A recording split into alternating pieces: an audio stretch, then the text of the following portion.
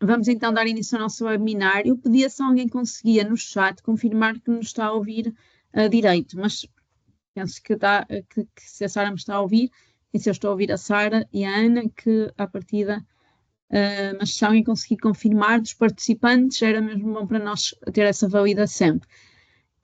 E vamos então dar início. Já estamos a ter validação aqui com umas ótimo, mãozinhas. ainda bem. Vamos então dar início ao nosso webinar. Nós temos já muitas pessoas sempre a entrar, a Sara vai aceitando as pessoas. Nós estamos à espera de ter hoje uma audiência muito diversificada, com pessoas a participar de muitas regiões do nosso país, de muitas diferentes zonas.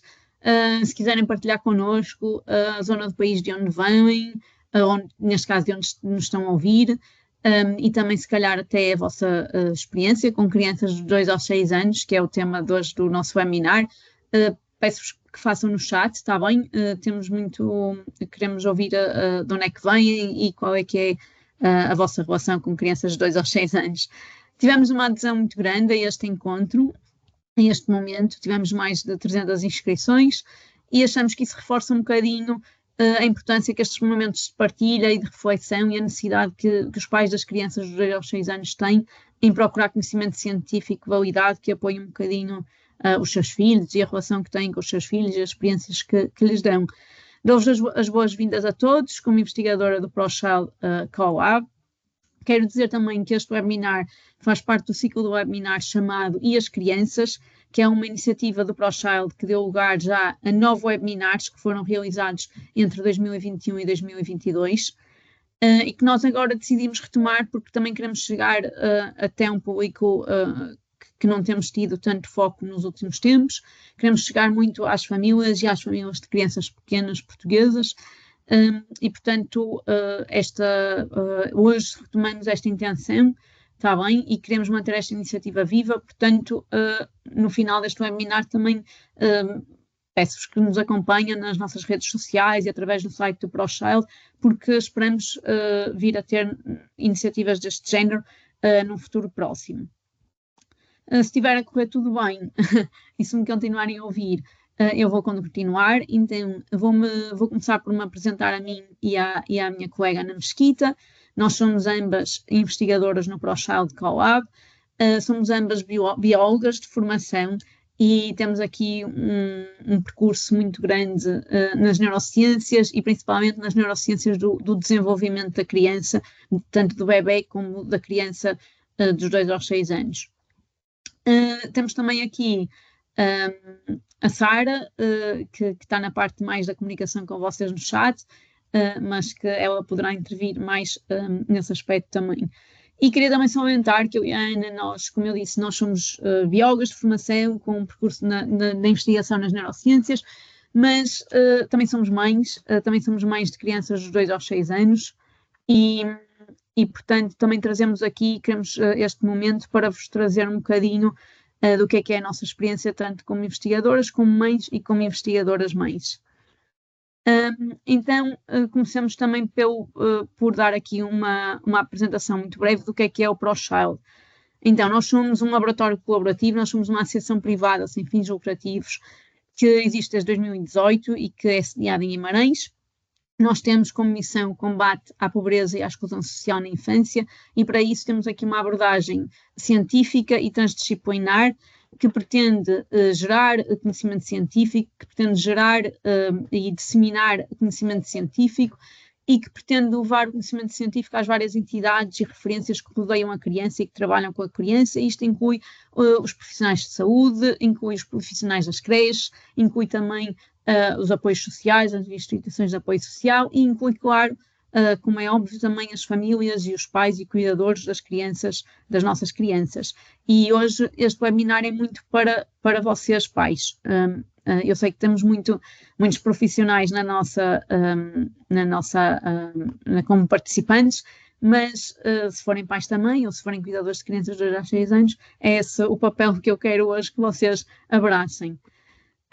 Quero dar aqui algumas informações. Então, quero lembrar, este webinar será gravado,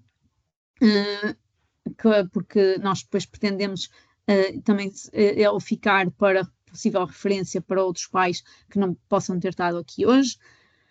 mas à partida a vossa comunicação será sempre via chat, está bem? Portanto, queria que vocês privilegiassem o chat como fonte de comunicação connosco. Se tiverem questões durante o webinar, se tiverem curiosidades ou algum tipo de comentário, por favor partilhem no chat, e a Sara depois fará a ponte connosco. A partida, as vossas imagens e mesmo os vossos nomes não será gravado no webinar, portanto, podem estar salvaguardados em relação a essa parte da proteção de dados. O certificado da participação, que já houve algumas questões que nos chegaram sobre isto, ele será disponibilizado através de um envio de um e-mail, está bem? Um pedido individual. Quem tiver a necessidade deste certificado de presença neste webinar, eu peço que enviem um e-mail para... podem enviar para o geral do ProChild, podem enviar para Ana.Portugal, que foi o e-mail que vocês receberam nas vossas caixas, que peço que no final da apresentação irão estar esses contactos, peçam que remetam o e-mail para um destes contactos. Pronto, eu vou dar início à parte mais formativa do webinar, ou à parte mais da conversa deste webinar. Então, de que é que nós vamos falar hoje? Eu e a Ana, como eu disse, como investigadoras, neurocientistas e mães, queremos trazer aqui algumas curiosidades, alguns factos que existem já do desenvolvimento do cérebro das crianças, principalmente das crianças dos 2 aos 6 anos, que nós achamos que são curiosos, interessantes e que dão assim algumas perspectivas interessantes aos pais destas crianças. Então, vamos falar do desenvolvimento cerebral normativo e dependente de normalmente boas experiências, que são o que as crianças normalmente, felizmente, têm. Depois vamos falar da suscetibilidade genética individual de cada criança e a correlação que existe entre a suscetibilidade genética, ou seja, os genes que uma criança tem, o seu DNA, e o ambiente que ela também experiencia. Vamos falar de como é que as experiências e o ambiente deixam marcas nos nossos genes, e isto trazemos aqui um conceito que se chama epigenética, e depois também vamos tentar, se tivermos tempo, dar-vos um bocadinho de o que é que para nós são experiências positivas, porque acredito que muitos de vocês, essa seja a vossa curiosidade, é como é que podem providenciar experiências positivas para os vossos filhos ou crianças que cuidam. E à partida também haverá tempo para algumas questões que a Sara identifique e que nós possamos responder. Eu vou passar então agora a palavra à minha colega Ana Mesquita. Ana, olá, se quiseres avançar. Obrigada. Sim, olá, boa tarde a todos e muito bem-vindos também a este webinar. Então, dando seguimento aqui à nossa apresentação, eu gostava de começar por partilhar convosco de que, de facto, o desenvolvimento cerebral nos primeiros anos de vida é profundamente moldado pelas experiências que quer crianças, quer cuidadores têm. O vínculo, nomeadamente aquilo que é o que nós chamamos muitas vezes o vínculo emocional estabelecido entre a criança e o cuidador, é essencial e, no fundo, oferece uma base segura e, ao mesmo tempo, incentiva a criança para explorar o ambiente. E é sempre nesta dicotomia que o cuidador se coloca, não é? Como a base segura que oferece conforto, mas também o ponto de partida para a exploração do ambiente. E esta relação, desde o início da vida do bebê, é sustentada por aquilo que nós designamos, até muitas vezes do ponto de vista científico, por uma sincronia biocomportamental. Isto parece assim um palavrão muito grande, mas na verdade o que nós pretendemos dizer com isto é que de facto há aqui um alinhamento muito grande entre aquilo que são as respostas da criança e do cuidador, e que estas respostas traduzem não só uma componente biológica, e nós vamos falar aqui de algumas destas questões, mas também uma componente comportamental. E aquilo que é expectável nesta sincronia entre cuidador e bebê é que o cuidador seja capaz de dar respostas sensíveis e ajustadas que se alinham com as necessidades emocionais e fisiológicas da criança, promovendo um equilíbrio entre aquilo que pode ser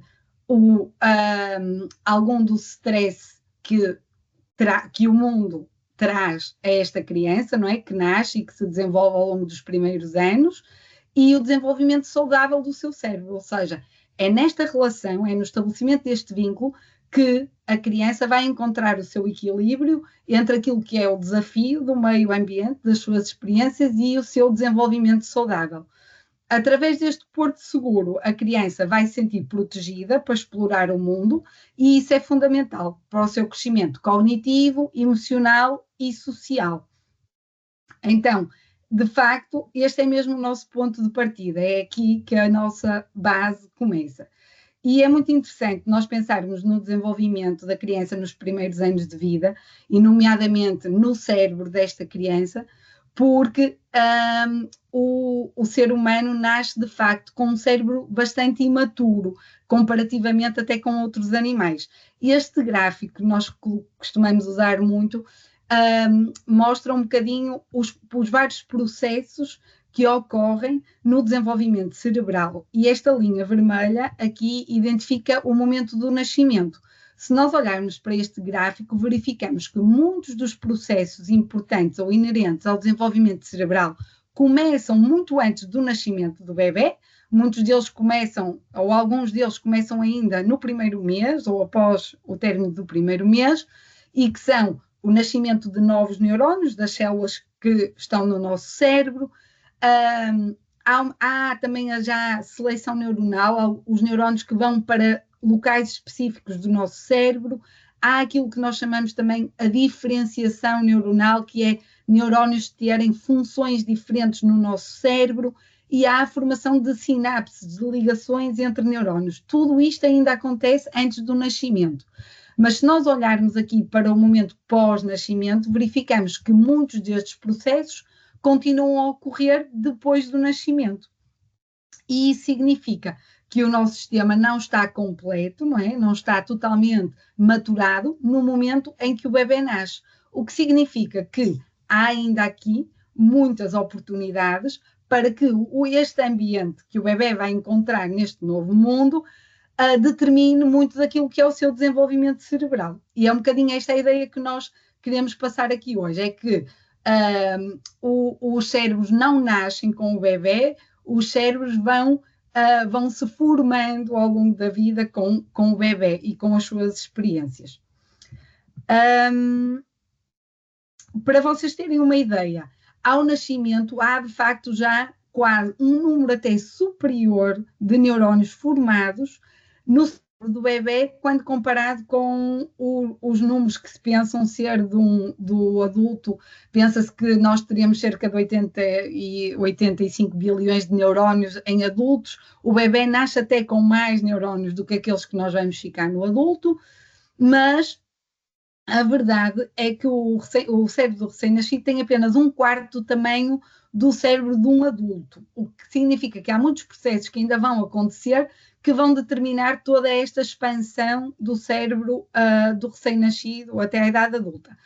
Mas um aspecto que eu gostaria de chamar a vossa atenção é que, se repararem e olharem para estas figurinhas aqui destes cérebros, aos 5 anos de idade, nós temos quase 92% do tamanho do nosso cérebro atingido, o que significa que não há nenhum momento equiparável na vida do ser humano a estes primeiros 5, 6 anos de vida, em que o cérebro se desenvolve a uma velocidade que não vai ser igualada em mais nenhum período da vida do ser humano. Se verificarem dos 7 anos até à idade adulta, só temos mais 5%, digamos assim, do nosso tamanho global a ser desenvolvido. Claro que há muitos processos que continuam a ocorrer a partir dos 7 anos para a frente. Não significa que o nosso cérebro está estático a partir desse momento.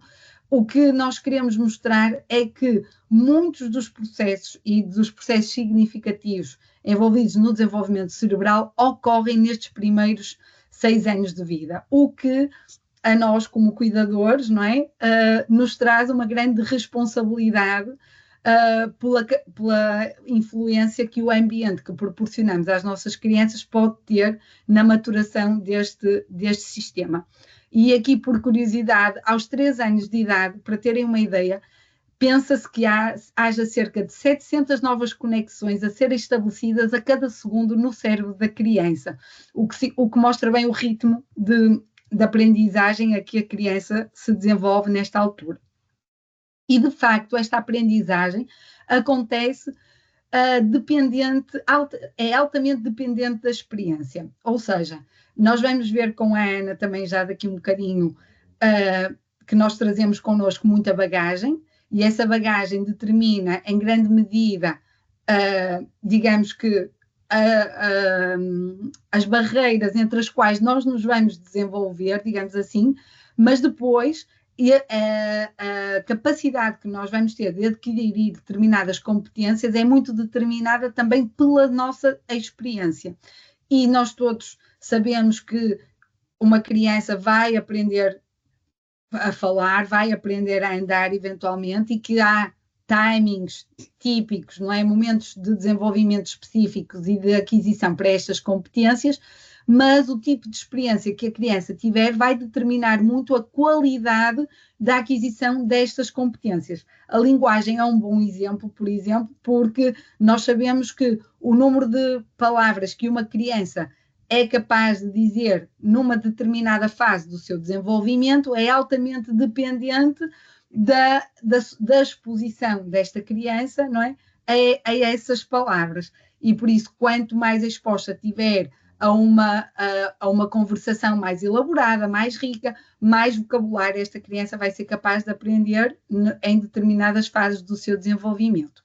Esta questão da aprendizagem altamente dependente da experiência também está muito associada a uma lei que determina o desenvolvimento cerebral, que é esta lei do uso ou do não uso. E esta lei determina o quê? Determina exatamente a capacidade de nós fortalecermos ou não determinadas ligações entre células, entre neurónios do nosso cérebro, nos diferentes circuitos.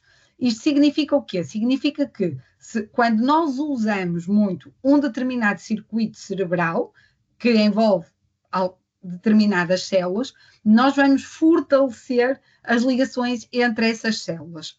E essas ligações fortes são aquelas que permanecem ao longo da nossa vida. Se, por outro lado, durante o nosso desenvolvimento, nós não usarmos alguns destes circuitos, nós vamos dar indicação ao nosso sistema de que eles não são muito necessários, e por isso o nosso sistema não vai fortalecer as ligações das células nesses circuitos. E dá-se aquilo que muitas vezes nós designamos também na investigação de poda sináptica, ou seja, vão ser eliminados os circuitos que não foram muito utilizados durante os períodos críticos do desenvolvimento. Então, isto é um aspecto também muito importante a reter, de que durante o desenvolvimento nós temos oportunidades, temos janelas de oportunidades em que é muito interessante que a criança seja exposta e possa experimentar e possa usar os seus circuitos cerebrais. Se ela usar, ela vai fortalecer essas ligações. Se ela usar menos, essas ligações serão enfraquecidas e haverá aqui um refinamento dos seus circuitos neurais, eliminando aqueles que não são tão utilizados. Isto é particularmente interessante se pensarmos, por exemplo, na capacidade que nós, enquanto cuidadores, por exemplo, temos em cuidar e dar suporte, por exemplo, às nossas crianças numa situação de necessidade, em que necessitam de conforto. Significa que nós estamos a estimular circuitos envolvidos, por exemplo, na regulação emocional desta criança. Vamos fortalecer estes circuitos e vamos capacitar as nossas crianças para poderem usar estes circuitos mais tarde de forma mais capazes. Há outros exemplos que têm que ver, por exemplo, com a acuidade visual, o facto de as crianças terem a oportunidade de, num determinado momento, serem expostas a determinada quantidade de luz ou a determinados estímulos visuais que permitem, por exemplo, o desenvolvimento de capacidades como a convergência binocular, que é altamente importante para a coordenação motora, por exemplo. E isto são tudo capacidades que têm que ser estimuladas no seu devido momento e que vão, de facto, fortalecer determinados circuitos e capacitar as crianças para o seu desenvolvimento. Outro aspecto importante do desenvolvimento cerebral tem a ver com o seu desenvolvimento sequencial, ou seja, nem todas as funções se desenvolvem em simultâneo no cérebro do bebê. É importante isto também porque termos esta consciência, porque há de facto um tempo para tudo, não é? E nós costumamos usar muito isto no senso comum também. E este gráfico o que pretende mostrar é que, de facto, nós temos circuitos que muitas vezes chamamos até de ordem inferior no nosso cérebro e que muitas vezes estão associados às nossas vias mais perceptivas, sensoriais, que são os primeiros a serem maturados durante o desenvolvimento, e vocês veem aqui logo desde o nascimento que são estes circuitos que têm um pico de maturação. Depois vêm as questões da linguagem e as funções cognitivas de ordem superior, que têm o seu pico de maturação já mais tarde, durante a infância.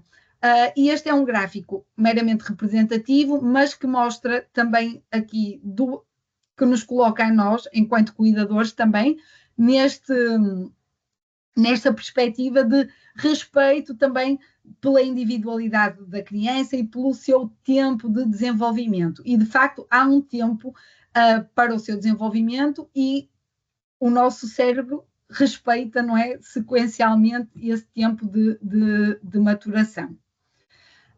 Então, nesta fase da apresentação, eu gostava que vocês levassem para casa um bocadinho estas mensagens, é de que os nossos cérebros, nós costumamos dizer, o cérebro não nasce, o cérebro é construído ao longo do tempo, temos uma responsabilidade muito grande nas experiências que proporcionamos ao longo destes primeiros anos de vida, porque as conexões que se vão formar nestas fases iniciais da vida vão fornecer uma base ou mais forte ou mais fraca para as conexões que se desenvolverem mais tarde, porque também já vimos que existe, e de facto, este desenvolvimento sequencial, e por isso, se fortalecermos no início determinadas conexões, vamos estar a favorecer o desenvolvimento cerebral subsequente, e é importante reter que as nossas primeiras experiências moldam então esta arquitetura do cérebro,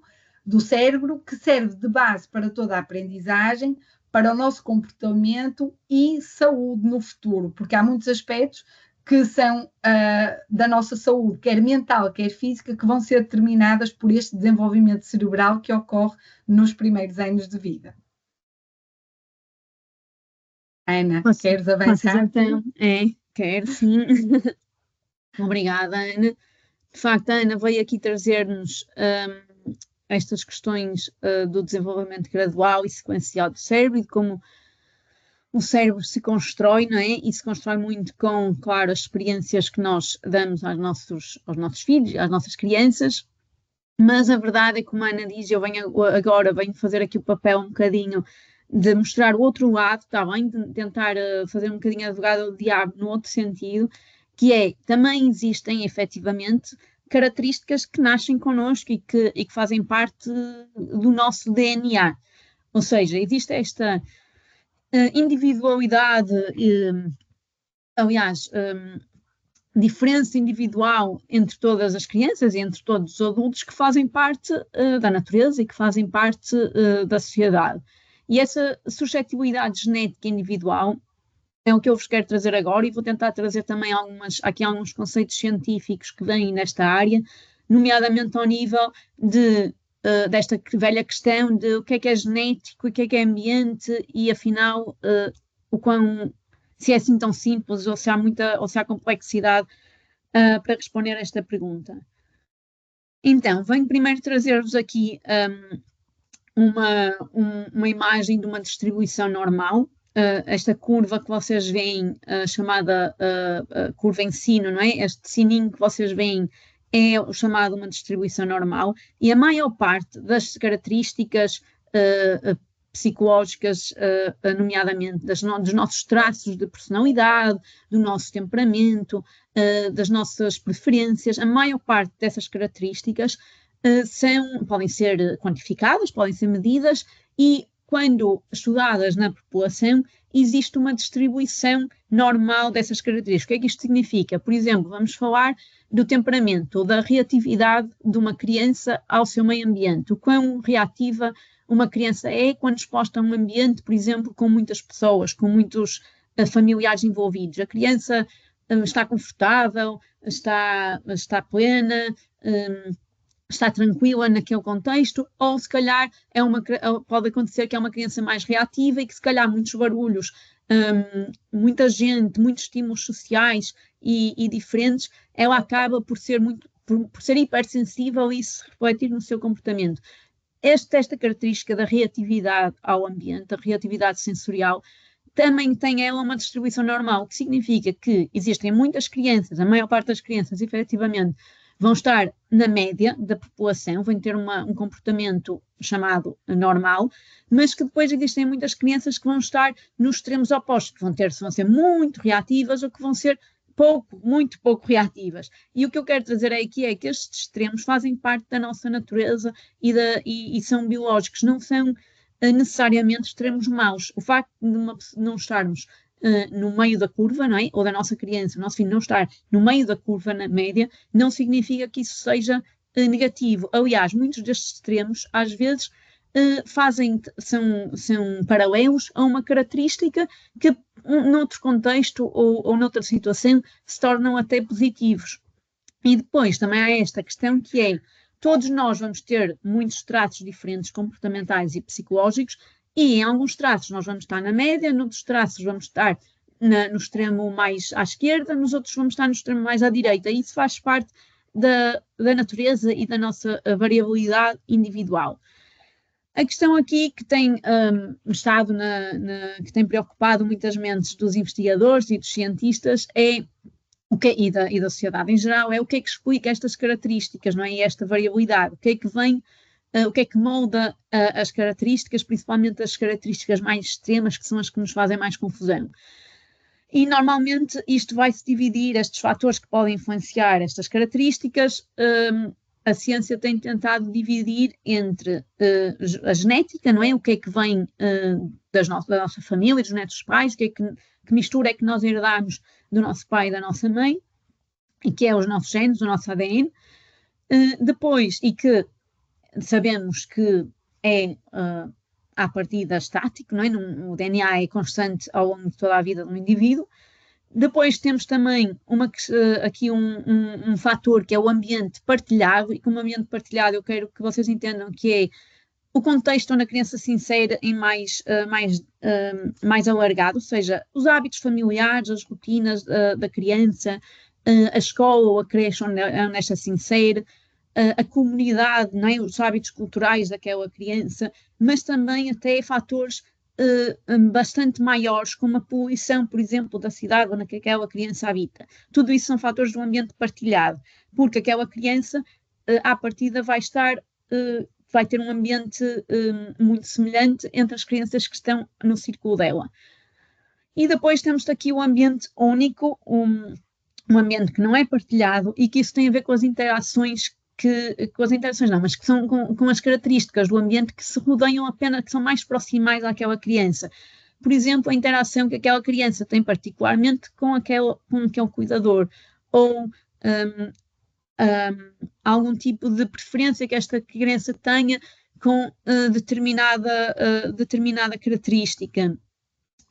O próprio, por exemplo, às vezes, as próprias condições, por exemplo, ter alguma questão de precisar de usar óculos, ou precisar de algum apoio auditivo. São tudo questões que fazem parte do ambiente único da criança. E estes três fatores têm sido identificados e têm sido investigados muito à volta de uma questão de investigação que tem a ver com os estudos com gêmeos. Então, nós sabemos que os gêmeos são irmãos, podem ser idênticos ou não idênticos, não é? E os gêmeos são aqui um caso muito especial, é como se fosse uma experiência viva na ciência, principalmente na ciência destas questões do desenvolvimento e deste debate de genética e ambiente. E eu trago-vos um bocadinho a questão também dos gêmeos, porque eu fiz muita investigação nesta área dos gêmeos, o casal de gêmeos que vocês estão a ver à esquerda, com este aparelhozinho que mede os sinais elétricos do nosso cérebro, é um casal de gêmeos que participou num dos estudos que eu fiz anteriormente, e portanto, para vocês verem, ainda é muito, a ciência está muito à volta de tentar perceber como é que a genética, o ambiente e as experiências podem, de facto, moldar o nosso desenvolvimento cerebral.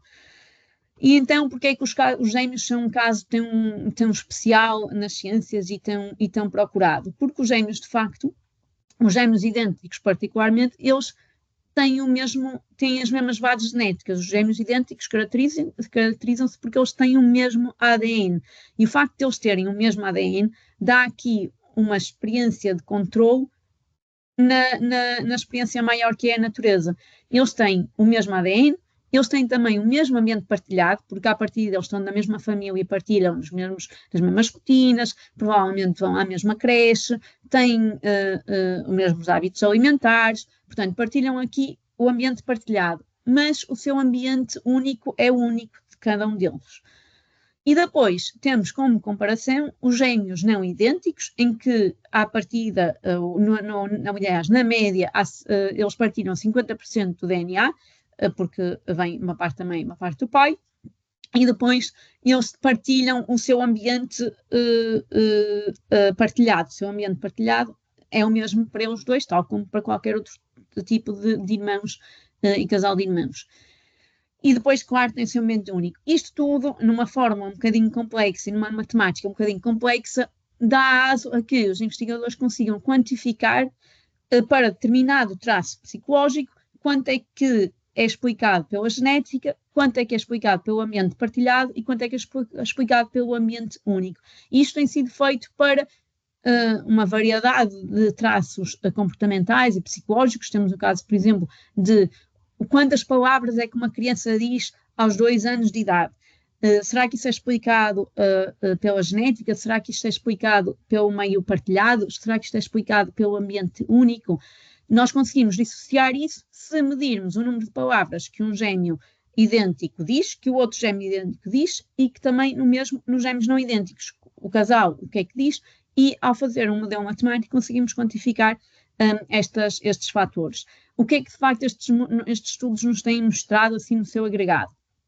Então, o que nós temos visto é que de facto há muitas características e até marcos do desenvolvimento, como por exemplo a idade em que a criança anda, quantas palavras é que diz, a parte das questões de autorregulação que preocupa muitas vezes os pais, não é? Se já dorme sozinha, se não dorme sozinha, se é mais tímida, se é menos tímida, se é mais reativa ou menos reativa. Muitas dessas características, de facto, o que os estudos têm mostrado, os estudos de gêmeos, é que existe uma grande componente que é efetivamente genética, ou seja, muitas das coisas que nós achamos que temos que ter este papel como pais de educar, de dar experiências positivas que estimulem estas capacidades.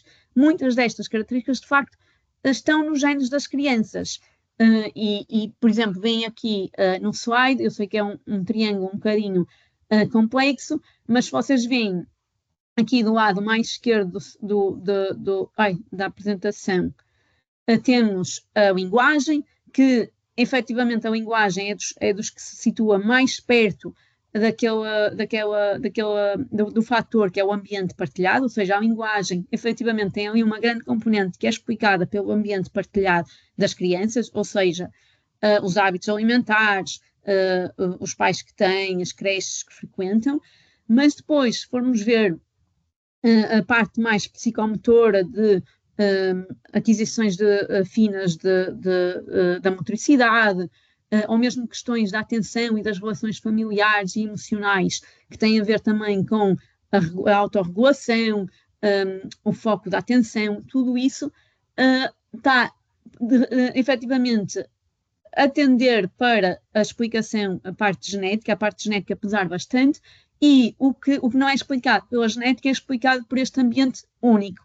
E então eu aqui quero-vos trazer outro conceito, que é o conceito desta correlação que existe entre os genes e o ambiente. Ou seja, nós sabemos que, ou seja, o estudo, nós Conseguimos ver nos estudos que a genética tem um papel muito importante em alguns comportamentos da criança e em alguns marcos de desenvolvimento da criança. Mas, efetivamente, nós também sabemos que as experiências são importantes. E como é que isto, se calhar, pode ser explicado? É que existe, de facto, grandes correlações do gene com o nosso ambiente. Ou seja, as crianças e a sua própria predisposição genética vão criar, vão modificar e vão selecionar ambientes que estão em sintonia com essas predisposições genéticas. Isto pode acontecer, por exemplo, com uma relação gene-ambiente chamada passiva. Isto ocorre quando os pais que transmitem genes que aumentam a propensão para determinado comportamento, ao mesmo tempo também criam um ambiente que reforça essas características. Por exemplo, se na genética dos pais daquela criança ou da criança está uma propensão para serem mais ávidos leitores, à partida, a casa daquela criança terá mais livros, não é? E aquela criança, se calhar, frequentará mais espaços que lhe providenciarão livros e que lhe mostrarão que os livros são importantes e interessantes. Depois também temos a relação gene-ambiente, que é ativa, ou seja, as características genéticas da criança vão influenciar os ambientes que elas escolhem e procuram ativamente. Por exemplo, uma criança que é mais tímida, à partida também vai procurar locais do seu contexto, locais da creche, em que ela estará mais isolada, se calhar com mais uma ou duas crianças, em que ela consiga sentir-se confortável e sentir-se bem e, de facto, beneficiar das relações que estabelece. Ao mesmo tempo, esta relação ativa também pode ser evocativa, ou seja, as características genéticas da criança vão influenciar as reações que ela provoca nos outros ao seu redor. E isto, o exemplo mais claro, é a questão do temperamento das crianças.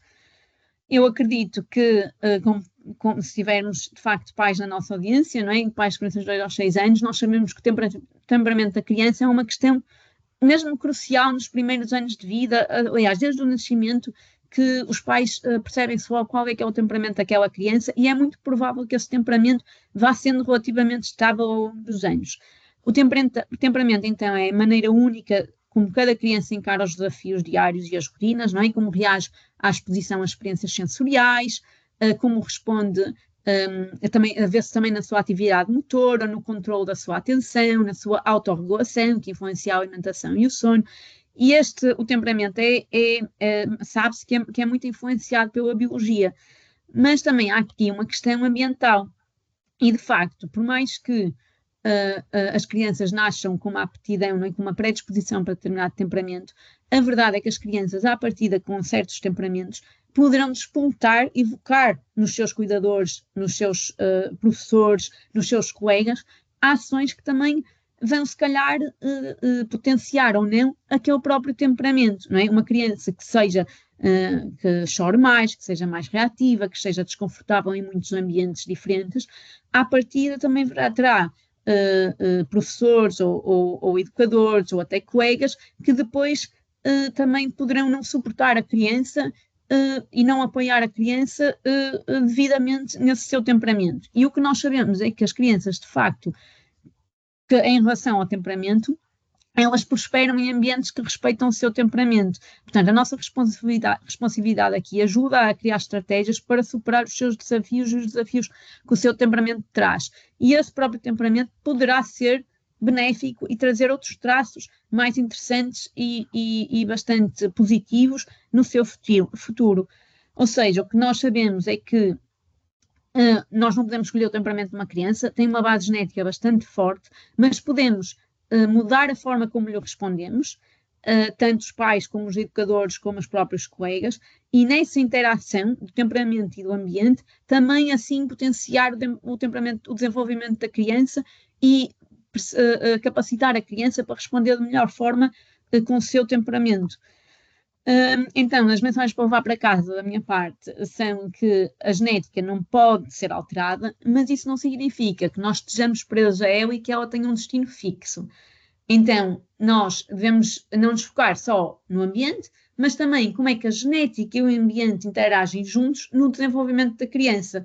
Nós sabemos que as influências genéticas não são inevitáveis, ou seja, a forma como nós respondemos às características da criança, o ambiente que nós proporcionamos perante a individualidade daquela criança é que vai ajudar a potenciar o desenvolvimento da criança e a potenciar daqueles traços chegarmos até um outcome positivo e um futuro promissor. Pronto. Eu depois passaria agora para a Ana, que traz aqui uma nova camada de complexidade a isto tudo.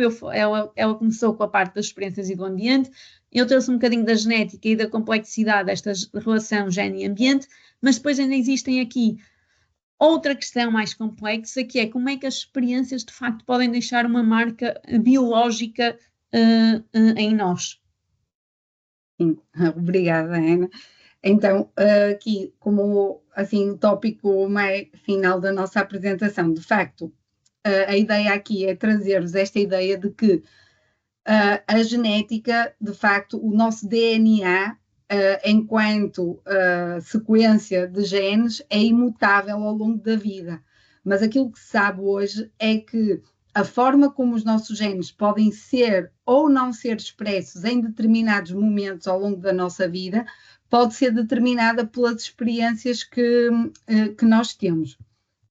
E a esta capacidade de inibir ou não inibir alguns genes é que nós designamos de epigenética. E que experiências são estas que podem, de facto, ter um impacto na forma como os nossos genes se expressam? Estas experiências, de facto, no desenvolvimento, elas podem ser positivas ou negativas. Aquilo que a investigação tem mostrado, de facto, é que experiências positivas estão associadas a experiências positivas que têm que ver normalmente com aquilo de que falamos logo no início da nossa apresentação, não é? Que é termos presente na vida da criança adultos de suporte, responsivos, sensíveis, que partilham com a criança momentos de aprendizagem e de diversão e que promovem o desenvolvimento saudável desta criança. E isso está hoje, há muita evidência na literatura que promove e capacita esta criança para desenvolver competências como a atenção, a capacidade de foco, a capacidade de seguir regras e imitar, que é muito, muito importante no início de vida, a questão de capacitar também a criança para para a sua capacidade de regulação emocional, que no início da sua vida é altamente dependente do adulto, mas que vai caminhando para uma capacitação de autorregulação, a capacidade de planear ações ou partilhar, são tudo competências básicas e fundamentais, que são importantes serem adquiridas nesta primeira infância e que vão capacitar a criança. Nós muitas designamos ao conjunto destas funções, funções executivas e que servem de fundação no nosso cérebro para funções mais complexas que a criança venha a desenvolver e o adulto mais tarde. O que significa que se nós tivermos durante os primeiros anos de vida a capacidade de proporcionar experiências de qualidade às nossas crianças, estamos a permitir que elas desenvolvam estas funções executivas e estamos a capacitá-las para um desenvolvimento saudável. Pelo contrário, se as crianças, durante os primeiros anos de vida, estiverem expostas àquilo que nós designamos de experiências negativas, muitas vezes associadas a situações de stress crónico, ou seja, prolongado no tempo, como questões de abuso, negligência, de abandono até e de maus tratos, estamos a impedir que estas crianças tenham um desenvolvimento saudável, possam adquirir as competências de que falamos anteriormente e por isso estamos a contribuir para comprometer o seu desenvolvimento futuro pela incapacidade de desenvolver aquilo que nós diríamos que são as fundações do nosso cérebro para o que vem a seguir. E o que se sabe hoje é que estas experiências têm um poder tão forte naquilo que é as trajetórias de desenvolvimento das crianças, porque de facto elas são capazes de alterar a forma como os genes passam a funcionar nestas crianças. Como vos dizíamos no início, os genes determinam em grande medida muitas das características que nós temos, e quando falamos de características físicas, por exemplo, é fácil perceber que os genes têm um papel mais ou menos determinístico nessas características, por exemplo, na nossa cor do cabelo, na nossa cor dos olhos, na nossa estatura, mas depois a forma como muitos dos genes, e imaginem, os genes controlam tudo, digamos que são a nossa maquinaria que nós não vemos, mas que controlam o funcionamento do nosso organismo e por isso controlam a produção de hormonas, de neurotransmissores, que se produzem no nosso cérebro, não é? E isto significa que muitas das experiências que nós temos no início de vida são capazes de alterar a forma como genes que controlam coisas desta natureza, hormonas, neurotransmissores, se expressam ou não se expressam ao longo da nossa vida. E muitos estudos mostram mesmo que, por exemplo, e por isso é que crianças com a mesma informação genética, por exemplo, como os gêmeos verdadeiros, não é? Podem, dependendo do tipo de experiências que tiverem naquilo que é considerado o seu ambiente único, podem desenvolver fenótipos ou comportamentos distintos, exatamente porque são capazes, estas experiências, são capazes de alterar a forma como os seus genes, ainda que iguais, se expressam de forma diferente ao longo da vida. E isso é o que acontece, de facto, quando comparamos assim, experiências extremas, não é? De muita qualidade versus experiências negativas e de baixa qualidade na vida das crianças. Há já vários estudos que mostram que experiências como as experiências de abuso, negligência, têm um impacto tão significativo e tão negativo na vida das crianças que deixam, e aqui está representado por estas marcas no nosso ADN, que estão associados à inibição da expressão de alguns genes que seriam fundamentais para regular respostas fisiológicas e comportamentais destas crianças. E assim nós vemos como é que a experiência pode afetar de facto a biologia. E para vocês, provavelmente até é muito comum e é fácil pensarmos, não é? Nestas crianças que muitas vezes nós sabemos que tiveram eventos traumáticos na sua vida e que depois têm alguma incapacidade na forma como regulam as suas emoções, como regulam a sua resposta ao stress, e é exatamente porque alguns dos genes envolvidos nestas respostas fisiológicas ficam alterados por causa das experiências que viveram nestes primeiros anos de vida. Por oposição àquilo que são as experiências típicas e positivas na vida da maioria das crianças, felizmente, que têm adultos responsivos e sensíveis, e que promovem um desenvolvimento saudável, levando à expressão típica destes genes que são envolvidos na regulação emocional e na resposta ao stress, por exemplo, como estávamos a falar.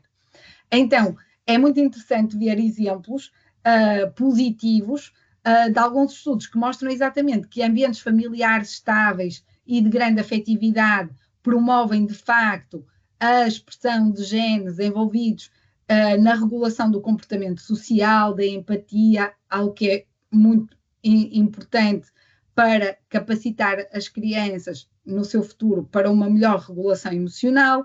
Sabemos também que um ambiente enriquecido em estímulos cognitivos e uma educação de qualidade promovem também a expressão de genes que têm que ver, por exemplo, com a neurotransmissão ou a plasticidade neuronal, promovendo uma maior flexibilidade e adaptabilidade das crianças a diferentes situações.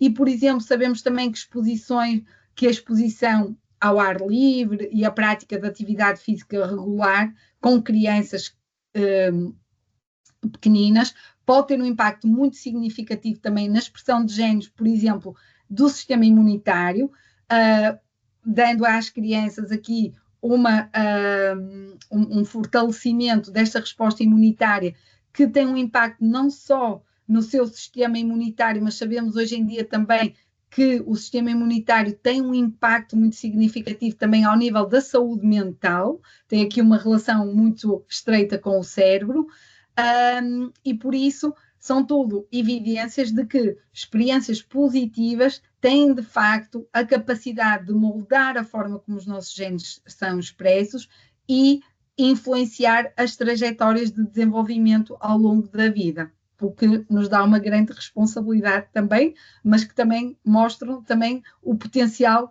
que nós podemos ter na vida das nossas crianças. Ana, deixem-me só dizer aqui um bocadinho, muito rapidamente, estas mensagens finais também, de que, de facto, o cérebro desenvolve-se com a experiência, como já tínhamos visto, que a resposta sensível e adaptada à criança cria adultos seguros, porque vimos a importância de ativar estes circuitos de regulação emocional e já vimos até que os genes associados à forma como nós respondemos a situações de stress são influenciados por estas experiências prévias que temos com estes adultos sensíveis e responsivos.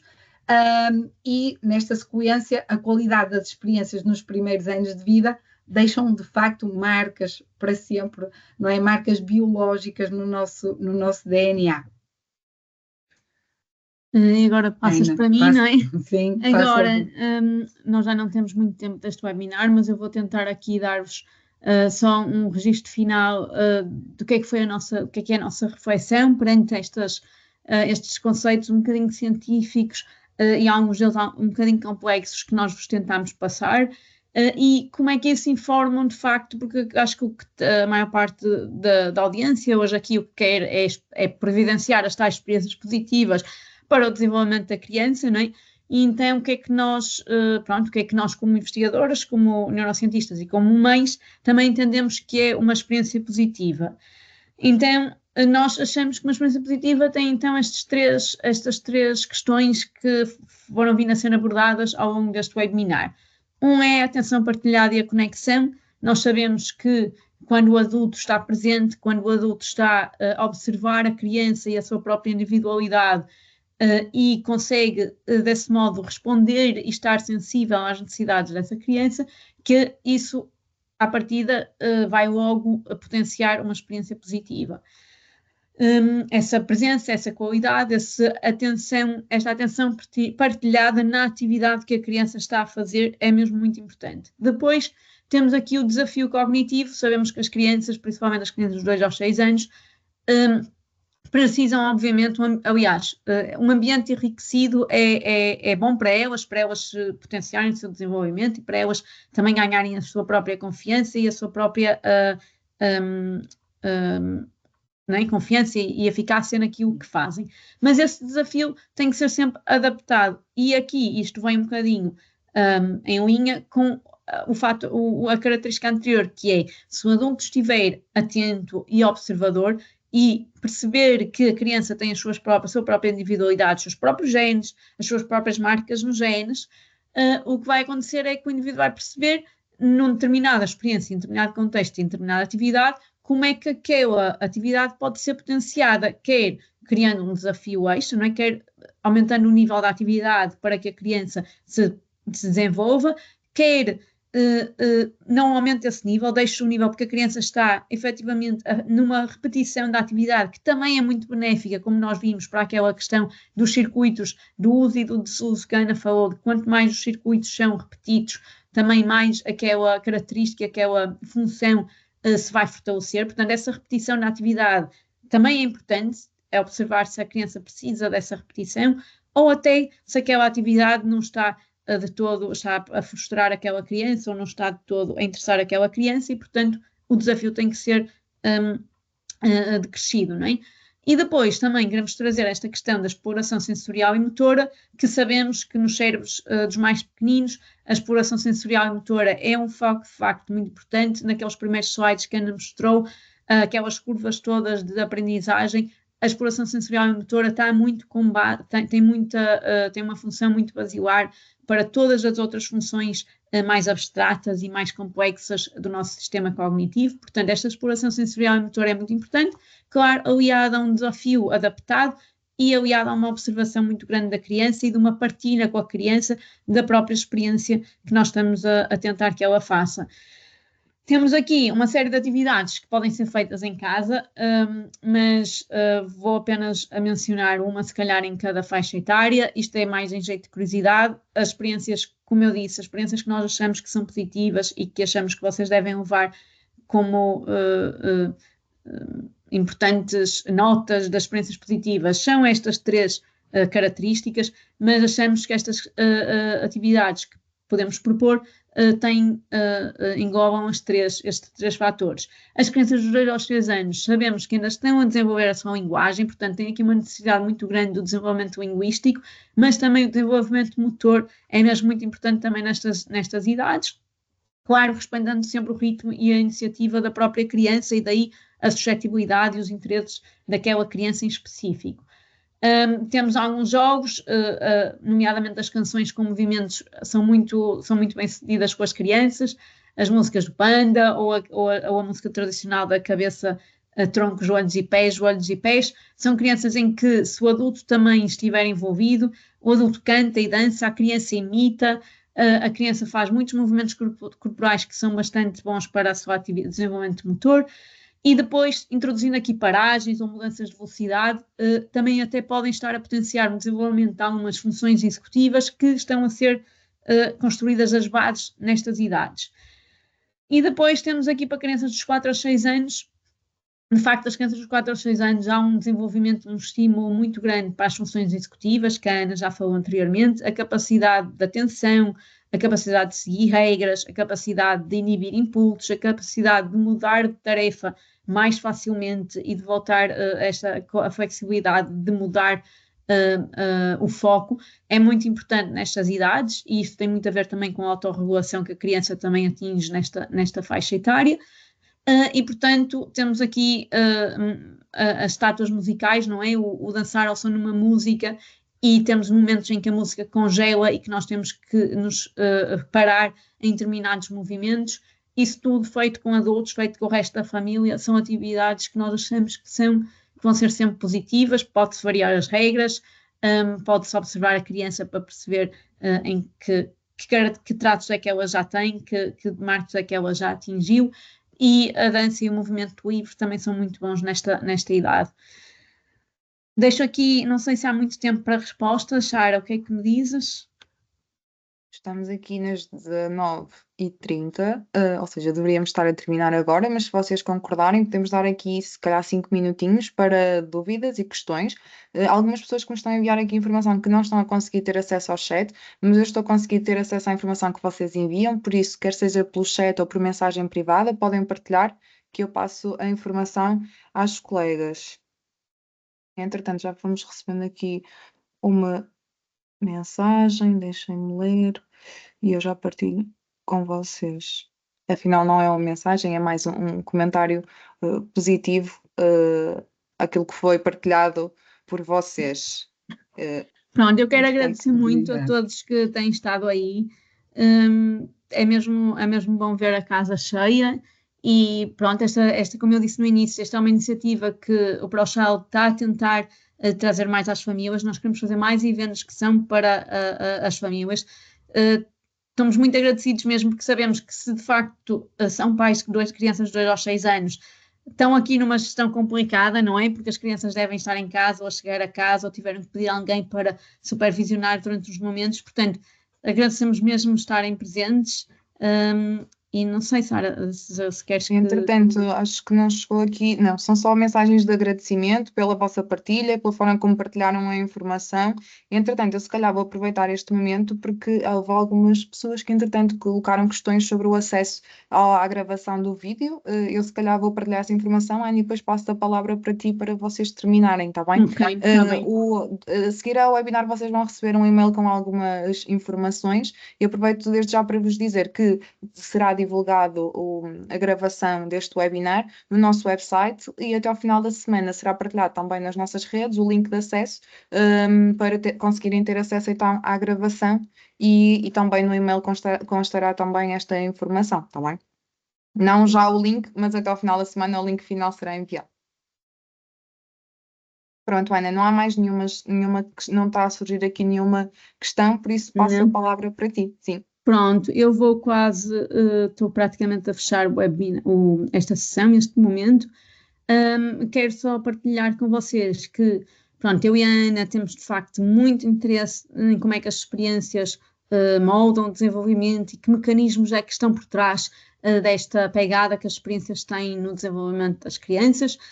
Há muita evidência científica que nós tentamos trazer-vos um bocadinho dos conceitos que nós achamos mais curiosos que vêm da investigação científica, mas como sabem, a ciência quer andar para a frente, não é? E nós precisamos sempre de gerar novos conhecimentos sobre o impacto das experiências no desenvolvimento das crianças. Nós temos, neste momento, um questionário aberto para pais de crianças dos 2 aos 6 anos e, portanto, o que eu gostava de vos pedir era que se tivessem um momento agora a seguir ao webinário, logo à noite depois de deitarem os miúdos para preencherem o questionário, leva cerca de 30 minutos, mas é uma maneira de vocês partilharem connosco as vossas experiências e as características individuais dos vossos filhos. Quero só dizer, a Sara acho que vai pôr aqui na nossa conversa o link, mas eu também vos irei enviar o link para este questionário mais tarde. Caso tenham estado presentes, mas não estejam pais de crianças de 2 aos 6 anos, o que eu sugeria era que vocês conseguissem divulgar o estudo e divulgar o link de participação para aquelas pessoas que conhecem, que sabem que têm uma criança de 2 aos 6 anos e que podia participar no nosso estudo. Ficaríamos mesmo muito contentes, mas mais do que isso, estamos contentes de terem estado aqui presentes hoje. Muito obrigada outra vez e uma boa noite a todos. Obrigada.